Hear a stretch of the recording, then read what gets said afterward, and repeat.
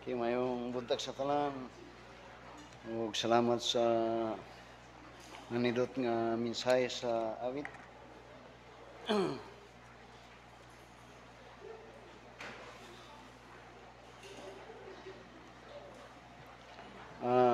This coming June 26 is our 22 years church anniversary. And we have for the theme for this year's 22 anniversary is the church must stand, so that in regards to it, I'll be preaching a series about the church. Last Sunday, we have a message titled The Church That Jesus Built. In the old time, God built a nation, and that nation is called Israel.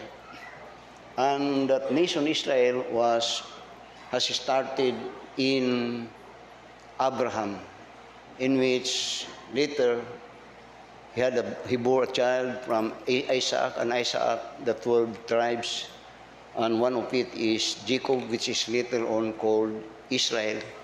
But what I'm saying is that in the beginning, God built a church, but yet later on that church had apostate and killed the Son of God. In this time, in the New Testament time, God built His church, and that is what we have as a message last Sunday. And we have learned that the church is, of course, of God. That in Matthew chapter 16, before He built His church, He made a question on the basis of how they know Jesus Christ. And Peter later on confessed that Jesus Christ was the Christ, the Son of God. And the church is composed of every saved people. And all those saved are those that had heard the gospel. And the church has started, as we learn in Acts chapter 2, in which the gospel then was complete after the death, burial, and resurrection of the Lord Jesus Christ. And so that at Acts chapter 2, I said, the church had started. And the church is, I said, composed of every saved person. So that if you are saved, you are part of the church that Christ had built. Then also, we have learned last Sunday, akong gina-review kay gusto na akong bubutang sa inyong una-una ni. Because I said the theme for our 22 years anniversary would be the church must stand. And I said that the church that Christ built, one of the recognizing factor is their day of worship. And that is Sunday. It's not Friday, it's not Saturday. Saturday was mentioned, but yet there was no yet church that had started at that time. When they speak about Sabbath, Christ was still alive, and that was and that the world is under the law. But after Christ was resurrected, there is no mention of God's people, the church, worshiping on Saturday. It is Sunday. Butang na sa inyong ang Sabbath day kana gipractice na kanadtong wala pay church. There was no yet church when that was practiced, and that Sabbath is not a practice of worship. It is rest day, so that you could reason it. But after the church had started, the worship then was on the first day of the week, not the last day of the week. Likewise, we learned that the church that Christ built is an autonomous church. Autonomous simply means it is self-governing, self-propagating, self-sustaining, and self-financing. Muna siya kung ang simbahan ginasuportahan pa lang gyapon, murag ma-question to yung iyang autonomy. And many churches that is being still dependent on support of others become dependent not most likely to God, but for the church that nagasupport sila. Ours is an autonomous, I said this church is an autonomous church, self-propagating, self-sustaining, self-governing, and it is not an hierarchical church, nor it is a part of a denominational church. Dili. Masundan ko ninyo. And let me in with this qualities of the church, that it is a soul winning. It is a winning church. This morning, let me speak on the subject church characteristics in the last days. Characteristics in the last days. or how could you picture a church? How could you picture of a church? What is a church?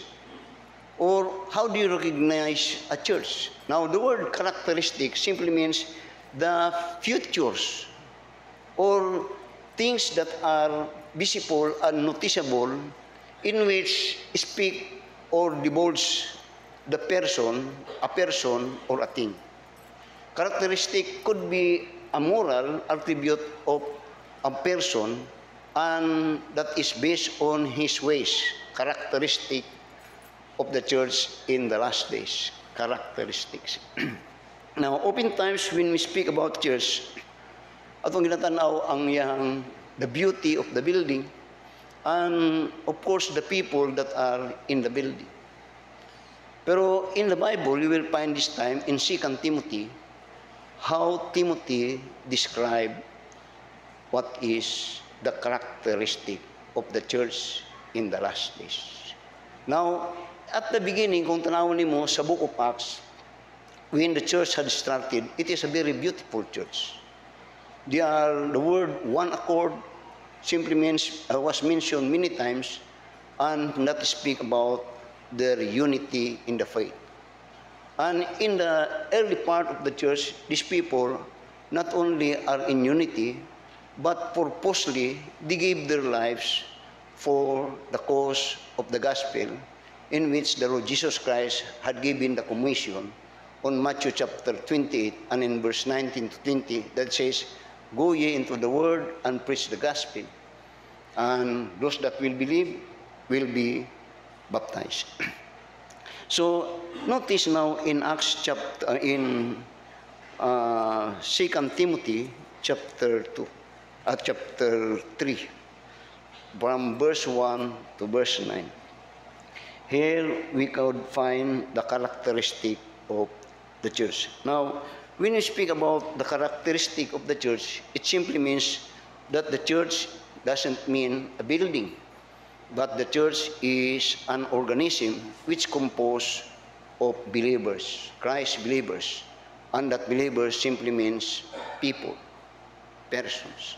So that when we speak about these characteristics, it simply means the people, characters that are called to be Christian or part of the body of Christ, which is the church. Lain akong pamati. Akong asawa wala karon kay nagrabihan na lilimayang lawas. Now notice in 2 Timothy chapter 3. Notice in verse 1. Now he said, "This know also, that in the last days perilous times shall come." Now, Paul is telling here about something that Timothy, his son in the faith, must know. Notice the word, "this know also," which speak that Paul is telling Timothy to realize or to know something that is very important for him to understand how to deal with the church that God had given him the privilege to pastor, and this is Ephesus church. This know also, which also you will find that many of the epistles of Apostle Paul, when referring to his doctrinal teaching, he used many times the word know, knowing, know ye not, know, which in effect, that iyang gusto o ang the truth is every Christian are to be filled with the knowledge of the Word of God. Why? Because the knowledge of the Word of God is the only way for a man to have wisdom from God. And the knowledge of the Word of God are truth that will strengthen us, truth that we could recognize what is wrong or what is lie. Now this word I said is full of lies. And just like Apostle Paul desired for the church to know, it is also at this time our desire for every Christian to know. Meaning to say, a Christian must be knowledgeable of the Word of God. Because the Word of God, as we have learned, is the food of the soul and spirit of man. In which also, when Paul says to know, it simply means that we are to take the Word of God, as this is the food for our soul and spirit. So, this know also, notice that in the last days, perilous times shall come. Now, notice the word, the last days. Many times in the Bible, when we speak about the last days, we think about the end of the world. But here you will find the word last days in Hebrews chapter 1. Notice in verse 1 to verse 3 what the Bible teaches us about the last days. Unya sa Hebrews chapter 1 verse 1 to verse 3 unya, or to verse 2 only, says, God, who at sundry times and in diverse manners speak in time past unto the fathers by the prophets. Then hath in these last days, that last days is the last days that Paul is speaking in 2 Timothy chapter 3 and verse 1. He said, hath in these last days spoken unto us by his Son, whom he hath appointed heir of all things, by whom also he made the words. Which speak that in the Bible, particularly in the New Testament time, when he speak about the last days, he's speaking about the last days from the time of the Lord Jesus Christ, from the coming of the Lord Jesus Christ in his humanity until his coming back to take his church, especially in the time of millennium. That is the last days. We speak that kini the last days covers our time. That we are now in the last days. Now, tanawa, balik sa 2 Timothy chapter 3. Unya, this know also. I said the word know simply means that you have to realize. You have to learn this, that in the last days, which repair in the time of the Lord's coming until his returning back again at the time of millennium, niya perilous times, which includes last days, our time today. Di niya, last days, niya perilous times shall come. The word perilous simply means very dangerous, very frightening. And in effect, actually, verse 1 speak about the apostasy of the church. Apostasy of the church. The word apostasy simply means in the Bible falling away. The word apostasy simply means falling away, which mean that the one that is apostate is a person that do not know the truth. But in the Bible, the word apostate simply means a person that repudiated. The word repudiated simply means had rejected his knowledge and those things that he learned from the truth of the gospel, and even the faith that we need to be saved. Which means that an apostate person is a person that knows the gospel, knows the faith, but had rejected all those knowledge and had gone away from God. So that an apostate is a person that is learned of the Bible. He knows the doctrine, he knows the practices of it, but still had repudiated it. Means to say, he rejected it. Masunod ko ninyo? Now, notice what Apostle Peter says about an apostate. in 2 Peter chapter 2. 2 Peter chapter 2, notice what it said in chapter 2 and in verse 19 to verse 22.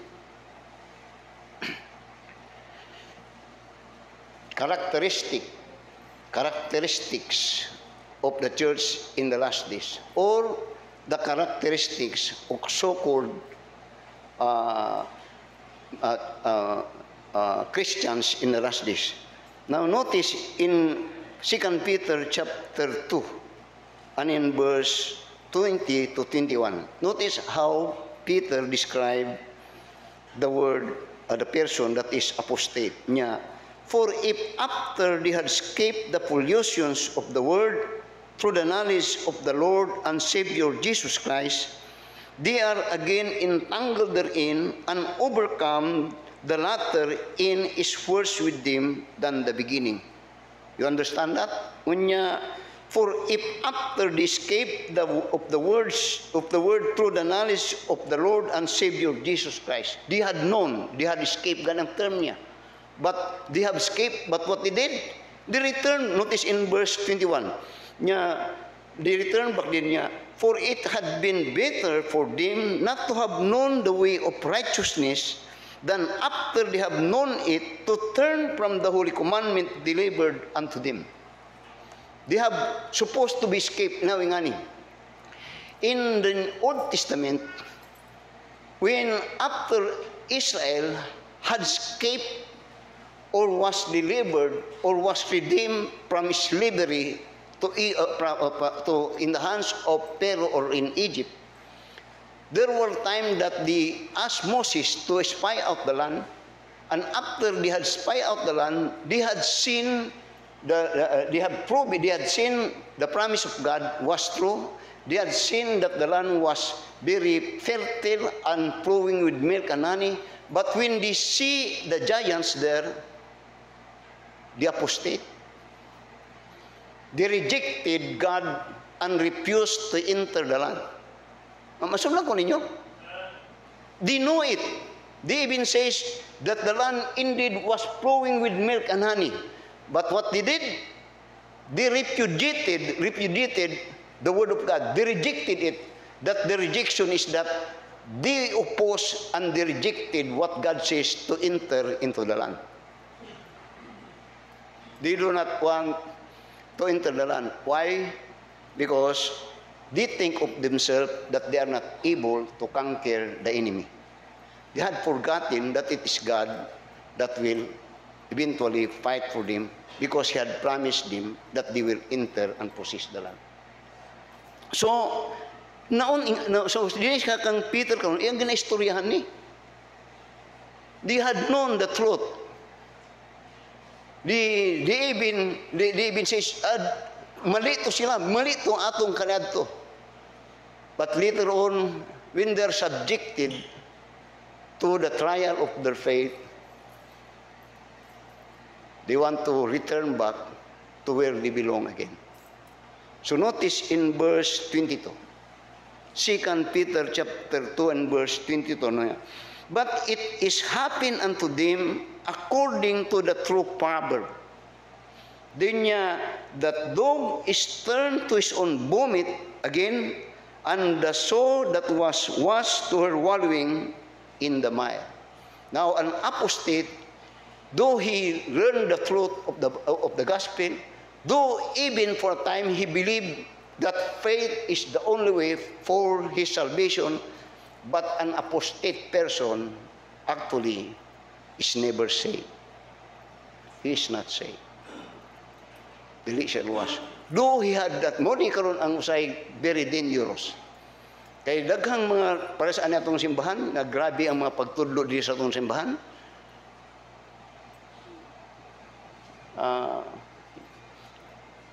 Watch out. So, I said that an apostate is a person that is not ignorant of the faith. He is just like Judas. He is just like Judas, that he was with the Lord, but yet had rejected even betrayed the Lord Jesus Christ. So 2 Timothy chapter 3 and verse 1. Kunya, this know also that in the last days perilous times shall come.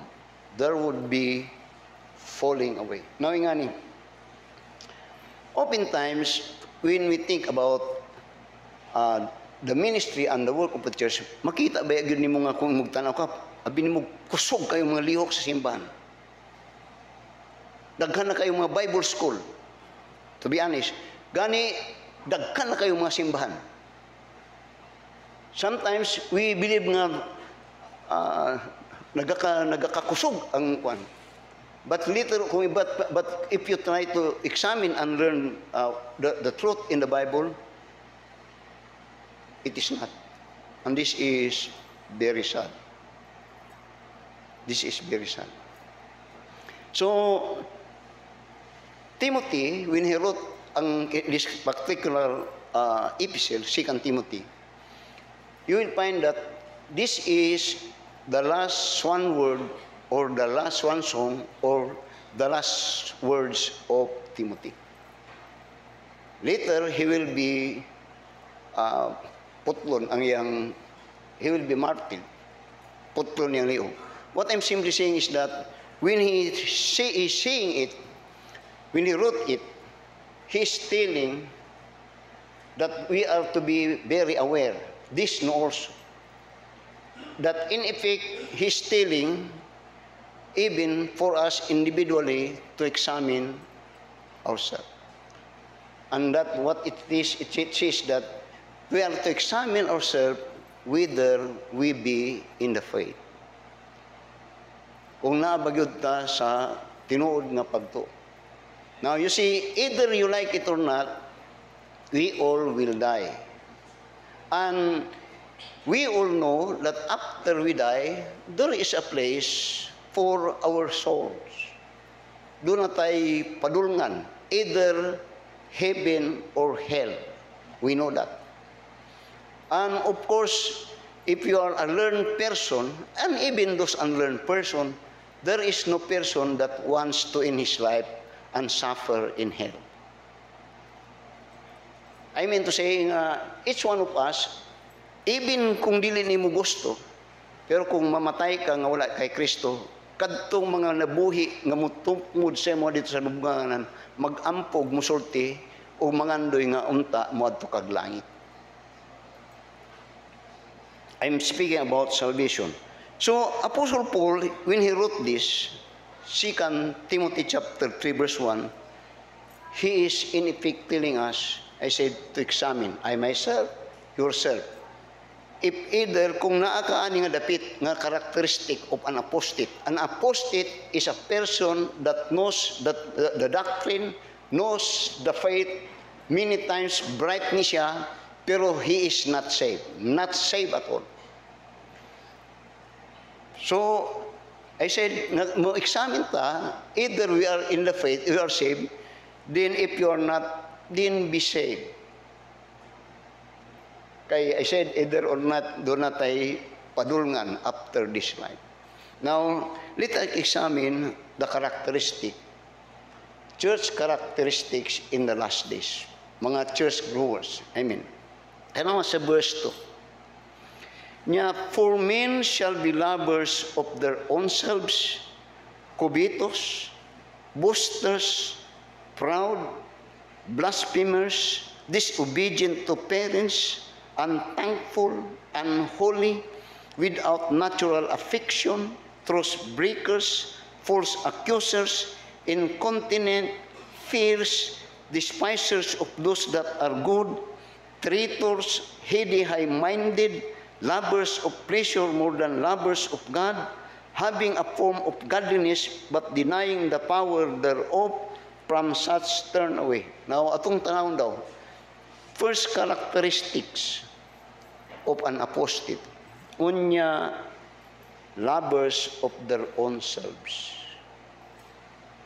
Lovers of their own selves. Now, we know that in this life, there is what we call self-preservation or nga man nagapaning kamot ta, pala ayuhon yun nato atong kinabuhi. I-plaster yun nato mayo atong kinabuhi. Or even in that time of in the verge of death or in suffering, mag-strive yun ta nga mo survive. I said, life preservation. That could be normal. But when Paul speak about this first characteristic of an apostate person or a Christian, so dili gani Christian tramani, he's speaking about a thing that a person does which is so opposed with the teaching of God. So opposed. Lovers of their own selves. Now, tanawon sa ituldo sa Ginoo. Matthew chapter 23. Matthew chapter, 22. Notice what God teaches about, first of all, this kind of love. Sa Matthew chapter 22, notice sa verse 36 to verse 40.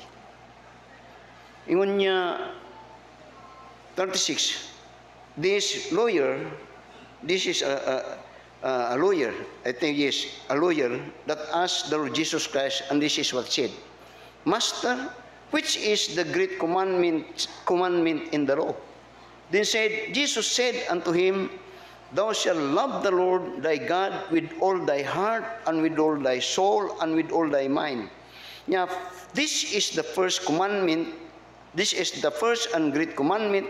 Then said in verse 39, and the second is like unto it, Thou shalt love thy neighbor as thyself. Now, you will wonder, nga ang Ginoo, when He was asked, and in fact, in the old times, sa Deuteronomy chapter 6, this is what God teaches the people. Now, we are to love God more than any other. Our love should be supreme unto Him, that it's involved our mind, our soul, our strength, and everything in us. He's not saying about even loving ourselves, but when speak about loving ourselves, He compare it in the love for others, our neighbors. So, this is what the Lord teaches. Not only that, but you will find in Luke chapter, masundan ko ninyo, Luke chapter 14. Now, I'm just telling you what the Lord, the Bible teaches. But you will find that when you speak about love, God, that heart must first of all love God.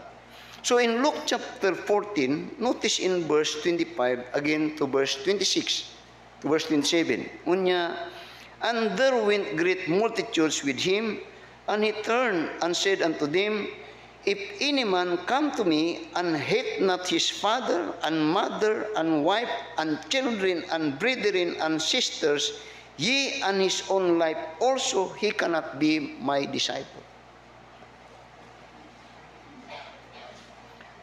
Now, it is good to love ourselves. But take note that God intend when that love must be, first of all, be practice ang Ghost-centered yun sa Ginoo, kadtong foundation, ang Diyos mismo. That in effect, He's telling that ang word nga hate, iyang ginatudlo to, nga in effect, mas labaw ang Ginoo, kanaya siya anang mga butanga ta. Di niya, even for ourselves. So that, you will find in John chapter 20, and in verse 15, when Peter was confronted by the Lord to be of service unto him, this is how the Lord Jesus Christ tests Peter. Ingon niya sa John chapter 21 and verse 15 niya, So when they had dined, Jesus said to Simon Peter, Simon, son of Jonas, lovest thou me more than this? Then he said unto him, Yea, Lord, thou knowest that I love thee. He said unto him, Feed my lambs. He said to him again the second time, Simon, son of Jonas, lovest thou me? He said unto him, Yea, Lord, thou knowest that I love thee. He said unto him, Feed my sheep. Then in verse 17 again, He said unto him the third time, Simon, son of Jonas, lovest thou me? And Peter was so grieved because it was 3 times that he was asked. Now you see, when he's telling this, anything that is above in your heart or anything that you cared for more than God, that is your God and that is your idol God. Usay mga hikatawa ko sa Facebook. Sultihan ta mo nagakuan ko ani, nagakuan ko pagtuna ko ani. Abraham, when Abraham was tested of God to offer Isaac as his burnt offering, in effect, God is telling Abraham to take away Isaac from his heart. Nga ang bot pasabot that Abraham, when Isaac now was given of God, because Isaac was only a gift of God, ang danger nga sa Isaac karon nakaptibit ang kasing-kasing ni Abraham nga murag mo kilo na ba nga muyang i-kasawi ang Ginoo ug ang bata mo na nahimong Dios ni Abraham. Karon daghang mga bata nahimong Dios sa mga inahan. Ug gani ayo gyud kog atikan ninyo. Na there are those that use their child to adore someone that they cared more than the child and the mother more than God. Tell me. Now, that is very sad. Lovers of themselves. Karon, grabe karon. Tanawa inyong mga Facebook. Mga guwapo gid mo kayo tanan. Kanunay ninyo na. Now, that could be, dili man kayo kan, pero I feel something about the truth on this characteristics of Christian. That their love for themselves is being evidence of what they are doing of themselves. So, now you see, ngani, the principle is this. That in this world, there is God, there is people, and of course, thing, ganun yung mga butang. And in this, I would like to say, principle, there is God, there is people, doon po yung mga butang. That in this, that man, because there is God, must worship God being the creator of these things and enjoy the things that God created. Because there is God, that this man should worship God because this God is the one not only that give his life, but God also wants to use but God also wants this man to use these things for his enjoyment. But when a person lovers of themselves is that they made themselves God and use men and to enjoy things, and that is very sad. Masunod ko ninyo. Muna yung danger in the time of apostate. That in effect, when they love themselves, they make themselves to be God and make use of God to use people even to get these things that is in this world. That in effect now, this man became a slave of those things that God had given him. Tanawa, Romans chapter 1. Now this may be scary daw, pero this is a warning, I said. Yun niya sa verse, Romans chapter 1, notice in verse 21 now. This is what it simply means when a person is a lover of himself. Yeah, because that when they knew God, they glorify him not as God, neither were thankful, but became vain in their imaginations, and their foolish heart was darkened. Di niya, professing themselves to be wise, they became false. Then yun niya, and changed the glory of the uncorruptible God into an image made like to corruptible man, and to birds and four-footed beasts and creeping things.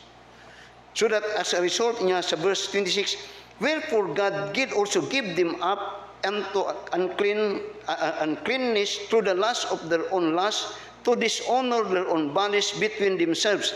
Di niya who changed the truth of God into a lie and worship and serve the Creator more than the Creator who is blessed forever. What that mean? They changed God for those things that God had given them and made these things that God had given them to other God. That's insanity. And that is very sad. Let me, namingani.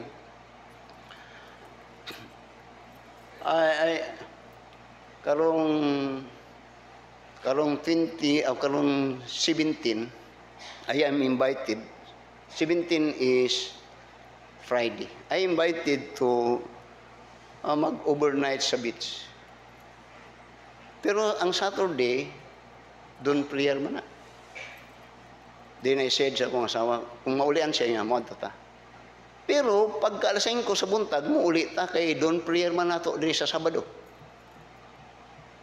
What I'm simply saying is, I could not exchange those things that I have committed for God for those things that I talagsa lang. Di na ako pwede na i-forsake. I hope you understand that. Dali na sakpon ang mga taong, pan ba sa'yo, no? That they easily give up what they had committed for God for a time, a few minutes lang ako. And that may be an offensive statement, but that should be known of us. That a true man or a true man of God or a true Christian will always stand for what is God and what He had said and what He had committed for God.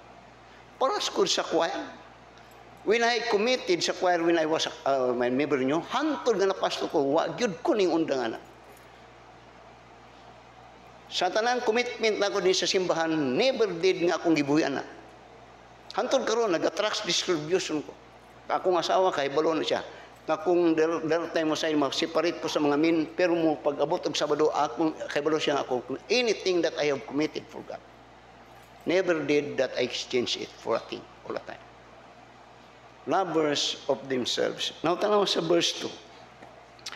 Sama sa verse 2. Again, sa verse niya, for men shall be lovers of themselves. Notice another one, covetous. The word covetous is another kind of love, but this time not for themselves, but for love of money. Love of money. Now let me say something. Maka-offend ni pero offensive ni pero dapat ni mako ninyo.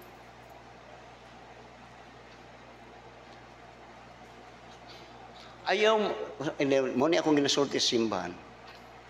Og na ako'y amigo kanadto sa Rabaw nga magkumpa, very close sila. Very close. At dayon silang closeness, nagubay lang closeness tungod kay of money.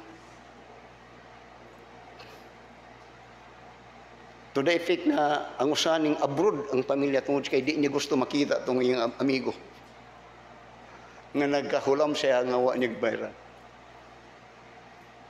Nani, kung maghulam, I always say that kung manghulam mo nga di nyo bayran, kana kawat na. For me, kawat yun na. Kaya waman ni mo gibayran. Pero gwapo lang pagpamagi. And oftentimes, kakita mo ng Facebook. Nga usay, maghilak-hilak ka mo doon sa inyo ha. Dahil pagpahulam ninyo, ikaw na po yung maghilak-hilak. That's not good. Dili na Kristohano. Muna, once you make a promise, do it. Because when you do not comply with the promise, you are a liar. Lovers of money. Now you see, in 1 Timothy, ang danger. Now we need money. God knows. Ako yun gina-examine ni. Lord, did I love money? Nangawa ko ninyo. Wala gyud ko'y burlulo yun. Bisag paninan yun ninyo ni. Wala gyud. Gani, kini akong suot karon ko imong tanawan, 15, kini akong pantalon. 15 pesos na yun ni. 15 pesos na yun. Kanahanan sa akong, wala mo kay Blo. Kanang mukuhan ko rin, 15 pesos na akong pantalon. So, okay na. Then, kinusay magwapo-wapo ni kay hinatag na. Pero ako mga simple lang, good. Now, when we speak about covetous, this is very dangerous tungkol kay sa 1 Timothy chapter 6 verse 10. Unya, for the love of money, covetous is the love of money. Unya, is the root of all evil. Is the root of all evil. I don't know, but that is what the Word of God says. Oftentimes I said, doon ako'y amigo ka na ito nga kabatsa na ako, 1984. Engineer siya, forester ko. Nagsugod siya, kontrata, ginagbay lang. Na basta, tumik na story short, ning uswag siya. Pag uswag niya, nasundan og mga bisyo, sugal, later on, nanaghan iyang asawa. Upat iyang asawa. Ano to? Tungod kay daghan siya kwarta. And you know these moneyed people. You know these moneyed people. Gani, doon ako'y kayo lang kanang gobernador ko na ako'y daghang kayo lang gobernador nga daghang kayo siya mga napaangkan. Napoy mayor nga kay balo ko nga daghang mga and many others. But that may be true to unbelievers, but you will find later that these are people that are in the church. They are covetous. And in fact, there are those even that they are using the church to make out money. To be honest, to be true. Now, ikaw, pastor, diha sa ito ang upering karon ang halin sa kupra sa itong humayin, sa itong kupra sa itong kuwan na dinha. Ako nang gibutang diha. Then kay balo doon ay tao, kay balo na si Jongjong, kay balo na siya tanan. Kay siya may akong kapartner.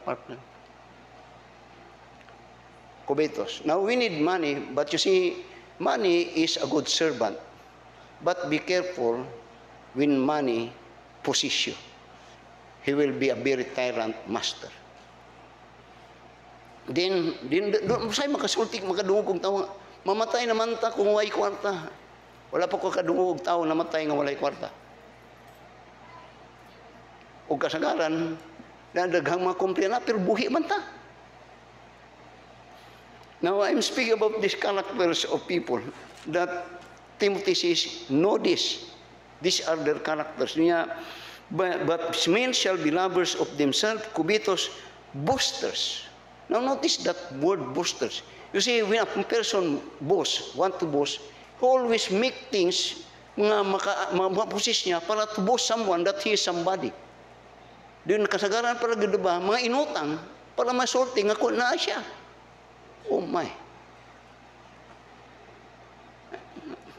Dinon niya proud. Dinon niya blasphemer. Then notice in Alberto, disobedient to parents. These are the characters of those people that are going to church. Mga rebelde sa ilang mga ginikanan. And this is very dangerous. Kaya usahay magod ingani. Nagpa-eskwela tag mga anak, din sa atin na yung may eskwela nga itong anak, usahay mas grabe ilang kurso sa tuwa, din atong pagtanaw nga mas maalam sila kaysa sa tuwa. But not knowing what the Bible teaches about this relationship in the family, that children ought to obey their parents. Children, obey your parents in the Lord. That doesn't mean that you are somebody or more than anyone, but you are to be obedient to your parents. So ingon niya, disobedient to parents, and there are daghani. Kung nga naman good, nga usahay, ang mga doon ay mga anak, na usahay magpatambag og lain, pero sa ginikanan, dili mo dawat og tambag. Very simple kayo. I know this. No usahay, kung doon ay mo tambag nga lain, pwerte nga ukol, uti, pero kung mama, saba diya maoy, taka-taka lamang ka. Sana na nga klase. Oh, maybe hurting message, but this is in the gospel. This is in the word of God. Yung niya disobedient, yun niya unthankful. Unthankful. Makita mo, disobedient, unthankful. I always say this, diri sa to. Ng kamong mga nangahuman na nga mga anak, mga unsa mo, kanang ingon ako kung mag-birthday nyo mga ginikanan, mama, papa, kamo na po yung mag-financial ang birthday. Ako lang ginasulti. Kay kanadto pag-eskwela nimo college, kinin sila nga 1,005 pag-exam nimo hantod mag-board ka ilahatanan. Hantod sa pag-birthday, sila pag-apoy mo hatag sa imuha, kaayo ra pud niyo. Unthankful. Gani akong ginatudlo din, kung mag-hospital yung mga ginikanan, dapat kamo na po yung pinansi lahat. Kaya kanadto kamo, sila may gapinansi na. Walang unfair. Unthankful. Very sad. Doon niya unholy. Now you see, tanawang mga kabataan unan, salamat dali nga wala pa ko. You see, unholiness is being seen of their nakedness. Uneven in their kind of mouth. How they speak. Then niya, without natural affliction. The word natural affliction, what pasabot, way luoy-luoy ni. Walay natural nga affliction. Nga, which speak that, not only that, but notice this, what a natural affliction teaches us. Now sa Romans chapter 1. Romans chapter 1. Notice in verse 25 to verse 26. Yun niya, who changed the truth of God into a lie and worship and serve the creature more than the creator who is blessed forever. Amen. Nya, for this cause God gave them up unto vile affliction, for even their women did change their natural use into that which is against nature, and likewise also the men, leaving the natural use of the woman, burn in their lust one toward another, men with men working that is unseemly, and receiving in themselves the recompense of their error, which must remit unto them. And even as did not like to retain God in their knowledge, God gave them over to reprobate mind, to do those things which are not convenient, so that in effect, because of the ignorance of people, ang ginasgutan niya mga bayot o mga lesbian good, mga bayot. Pero tanawang kabugok sa mga tao. Usa sa itong counselor din usa siya na. Pero this kind of people are reprobate mind ni, mga rebelde ni sa Ginoo. Diyon tuwa dito, ginaswilduhan sa atong mga taxis. And they are enjoying our money. Diyon niya, without natural affliction niya, truth breakers. Now he's speaking about the characteristic in the last days. Truth breakers, making promises that they have in their mind that they could not fulfill it. Now that is very hurting. Then not only that, din niya, truth breakers, false accusers, incontinent fears. Now, dili ka na ito, minumduro ko ng false accuser. I was accused here, pero silently lang to. Pero kay balugod ko, kay itong himo. Then later on, napahiya to. Kay it was, false accuser. Kaya ang gusto manggod nga, nangita to. Now you see, ako nga pastor, labi na kaingani akong mga sinultihan usahay, pagtudlo, kay balo ko nga doon nagoy daghan sa inyo nga di gud ganahan usahay. Kadto siya nangitag pamaagi to siya nga makabalos ako. Gagwanta to sa akong wali. Nangitag pamaagi. Pero when he did it, it was he that was put to shame. False accuser niya, incontinent, fierce, despisers of those that are good, traitors, heady, high-minded, lovers of pleasure more than lovers of God. Now, these are very sad. Di na natong ikon, but these are the kind of characters that are being mentioned in the last days of some of the church. So that in effect, Paul says that at the last days, there shall be falling away. And the falling away is because yun niya, having traitors, heady, high-minded, lovers of pleasure more than lovers of God. So that, notice now, the, their kind of, kung gitata, their characteristic. Notice now in verse 5, how these people retain their so-called moral Christianity. Tanawa sa verse 5 niya, having a form of godliness. Now, what that mean? That they are lovers of themselves, covetous, boasters, proud, blasphemers, disobedient to parents, unthankful, unholy, without natural affection, truth breakers, false accusers, incontinent, fierce, despisers of those that are good, traitors, heady, high-minded, lovers of pleasure more than lovers of God, pero yun niya, having a form of godliness. Which means that, kung tanawon, he is holy. Holier. Now, this is what we call mga hypocrites. That they picture themselves to be holy, but within they are wolves. Very sad. So not only that, but notice niya, having a form of godliness, but denying the form of, denying the power thereof. Now notice the advice of Paul to this kind of people. Very sad. Tanawa yung isulti. Ingon niya, from such turn away. Speaking about those that are in true faith. And this is something that is very hard. Why? Because if your loved ones fall on this, if your wife fall on this, if your son fall on this, if you're really in the home, there are those that fall on this. Tanawa ang gravity sa tudlo sa pulong sa Ginoo. Unya, from such turn away. Now, when I was, kanatong bag-o pa ko nga, when we starting in this church, there is, doon ay usa ka a Christian that asked me about fellowshipping some of the churches in this town, in this city. Kunya nganong di man mo magka-fellowship ang mga kunanan. Then it was at that time that this pastor, I have to say it, nga namatay ang asawa, but months later, nagminyo.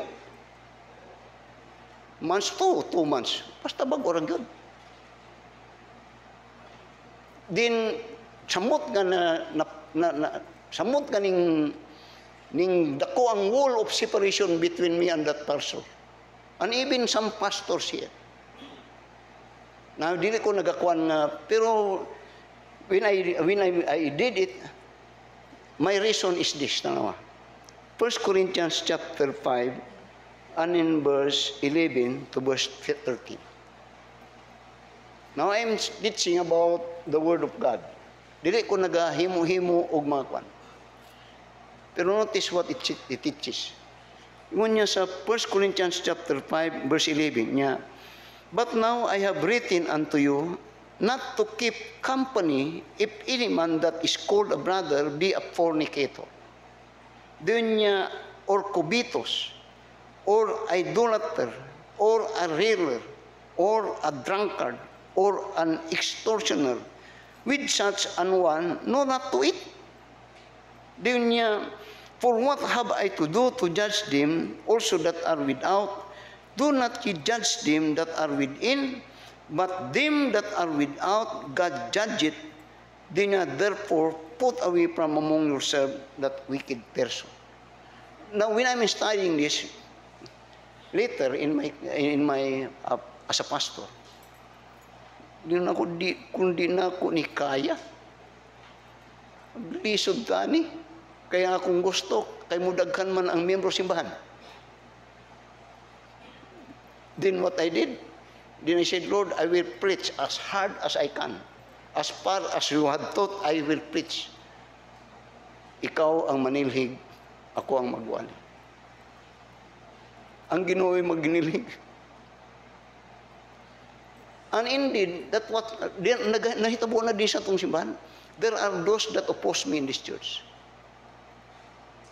There are those even that wants me, ngayon akong tumbahon diri. Kanadto.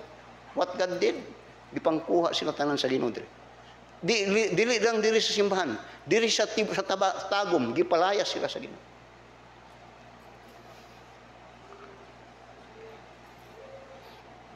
So, very hard, but you see, when Paul is saying this, let me say this, that it doesn't mean that Paul do not love the church. Paul loved the church, and Paul wants to protect the church. So, ingon niya, tanaw ron sa verse 6, niya, from such turn away. Notice their kind of motivation. Niya, for of this sort are they which creep into houses and lead captive silly women laden with sins, lead away with diverse lusts. Now you see, there was a time din sa tong simbahan nga specifically ka na itong magminyo ay ko. Grabe nga turbulento sa simbahan. Kadtong magminyo ay ko, grabe ito nga turbulento ay. Nga naman tungod kay sipyat po na ko to. Nga naman? Ano? Kay nananghid ko sa simbahan nga akong gipakasama ang simbahan nga akong ginakanan. Nga naghihatagan ako sila party sa decision nga personal unta nako to nga decision. What they did, mura ko gi dagkan kayo magkomentary nga in effect hasta ako manak na nga influensyan. It was wrong decision that I did. But because of my concern for the church, I give them the opportunity to help me to decide. What they did? Gibira-birahan nila si Ilsa. Kaluluboy ko sa umasama ka nanto. Gani, to be honest, sa diyang nagminyo mi, nang hawa ang uban diri. Ngano? Tungod kay nagminyo ko. Terrible. Kadtong Tagalupon, motoy sa niya karason. Kaya balo si Gladys, di ba alam mo yan, Gladys? Terrible. Naapoy ning hawa po diri. Nga mismo kong anak, ilang girekrut, nga biyaan ko. Terribly. Punta na si Maymay. Ha? Paghawa na diri, mismo ako anak, ilang gi-short niya, nga biyain ninyo inyong papa. Kagrabe. Ilang natuluan nga to be ang thankful. To be rebellious. Ngun niya, for of this sort are they which creep into houses and lead captive silly women leading niya. Notice verse 7. Notice this apostate. Niya, ever learning and never able to come to the knowledge of truth. Do you understand that? Magsabot mo na. Kanang verse 7, I have meditated for so long about this particular passage. Ever learning, but never able come to the knowledge of truth. Bugok lang gihapon. Why pagtulunan? Now, that is an apostate. Nga nakatuon kay balumarason, pero di ni mo makita ang kamuturan siyang kinabuhi. Characteristic. Don't be like that. Then, ingon niya, ever learning. Di niya, now as James and Jambres withstood Moses, so do this also resist the truth. Men of corrupt minds reprobate concerning, notice the word, so do this resist, so do this also resist the truth. What that mean? They know the truth, but they refuse to be in subjection of the truth. Walang di good mo, no? Kay balon sa lisan, now, when a person refuses to be in subjection to the truth, what you have for that person? Lie. And the father of lie is Satan. What that mean? That man is possessed of the devil.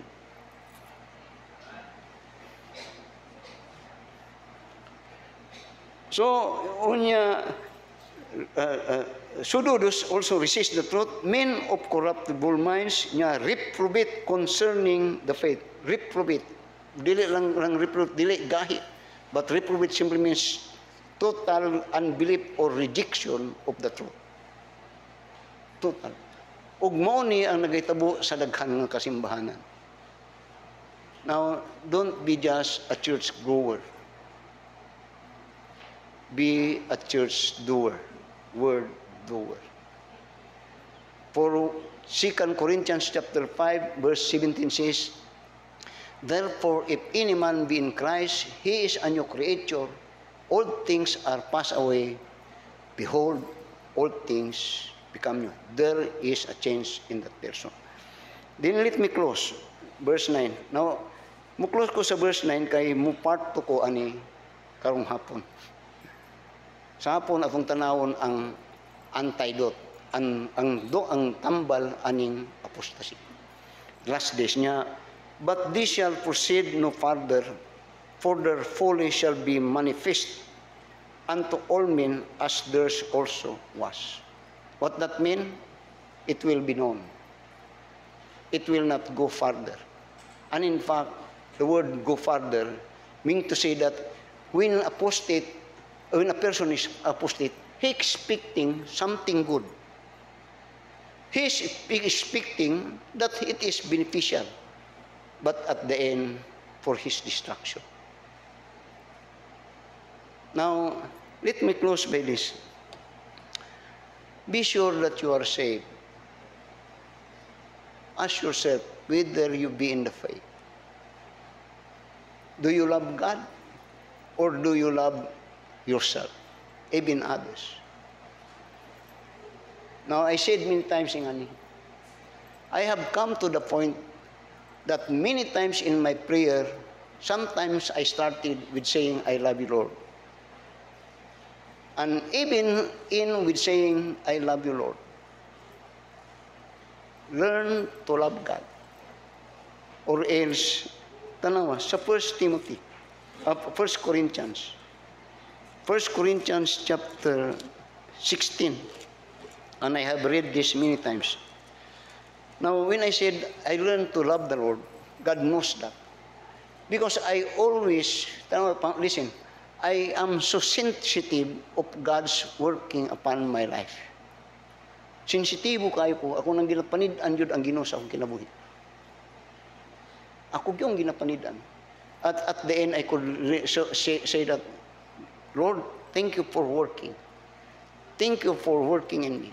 Thank you aning matawhanan ni Ginoo. May mo kong sensitibo sa Ginoo.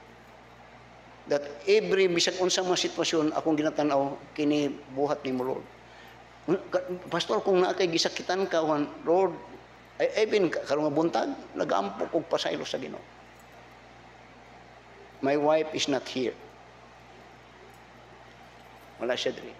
Gani after this ako sang dadon sa laak. Mo tumigla ko man ani nga simba. Nagampo ko. Kung chastisement, sige. Pero akong ginawa, unsa may akong nahimo, Lord. Then usay, di ko magkorason ko bago natanaw. Then kung kundi, pasay mo ako. Then kung gusto, kung pagbadong niya, asang lapita tudlo ako, kaya undangon ako niya. The root of all this evil is, kung mong tanaw ng apostasy, the foundation is the love for ourselves. When man love himself, then he make himself to be God. And in effect, that is what the devils deceive, how that devil deceived Eve. Ye shall be like God. Tanaw sa 1 Corinthians chapter 16, verse 22. Ngunya, if any man love not the Lord Jesus Christ, niya, let him be cursed. In effect, kung ang tao wa mahigugma sa Ginoo, wa nay hinungdan nga tao. Ngano man, God give him the privilege to be in this world. God sustain his life, and everything that he need is from God. Then there is no reason that he will acknowledge God and even love God. I hope now look at yourself. Maybe there is a time for us to examine ourselves.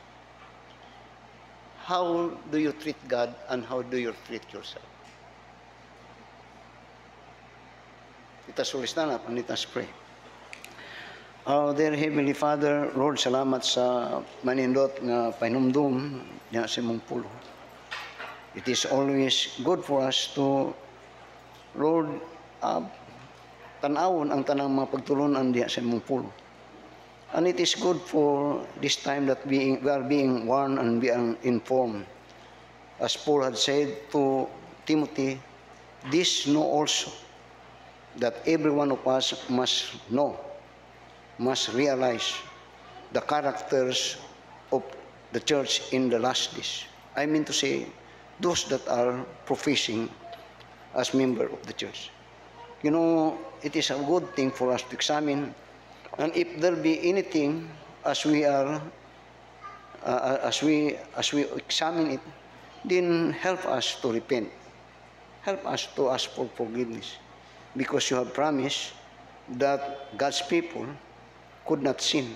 Mean to say, could not practice sin, that we could be corrected and be Lord right on it.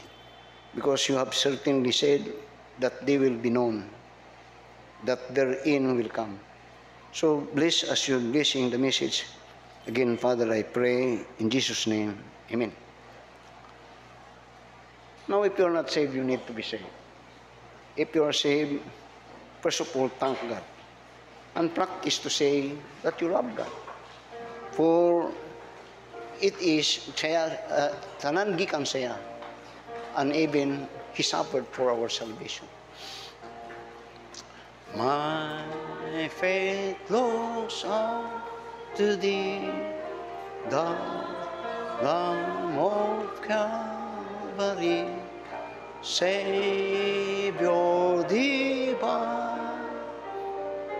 Now hear me while I pray. Take all my guilt away. Oh, let me from this day be wholly thine. May Thy rich grace impart strength to my fainting heart, my soul inspire, as Thou hast died for me. Oh, may my love to Thee, pure, warm and chainless, be a living fire. While life's dark maze I tread, and griefs are around me spread, be Thou my God. Turn darkness turn to day, while sorrow steers away. No, let me ever stray from Thee aside. When in life's transient dream, when this cold soul and stream shall all me hold, bless Savior, then in love, fear, and distrust remove. Oh, bear me safe around.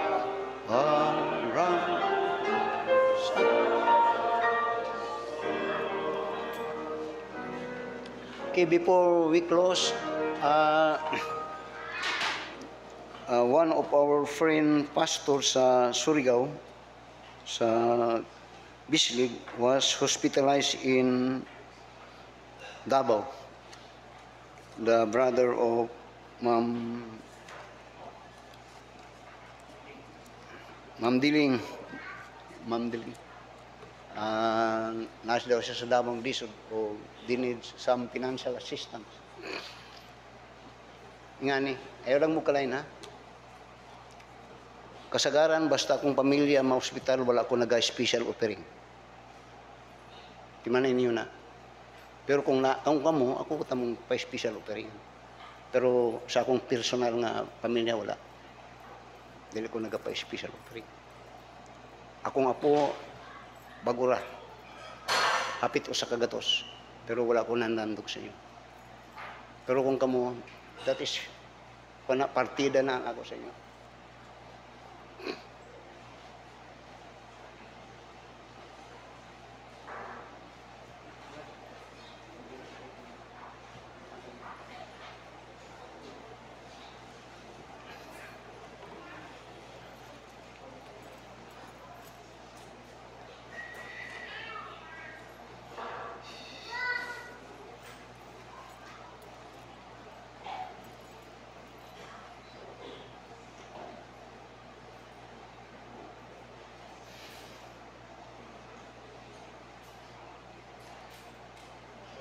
Don't forget, hapit na ito ang anniversary, amen? Don't get wrong on me. I love this church. I always want to build strong sa inyo commitment of faith diyan sa Ginoo. And it is my duty to warn you. And it is my duty to watch for my sheep. So don't get wrong on that message. It is not that I'm hurting you. It's not. It is because I'm protecting you. Brother, Jojo, salamat. Then don't forget, hapit na itong anniversary. Itong months. Then mag-meeting ta karong hapon mga church member para sa preparation. Let us pray.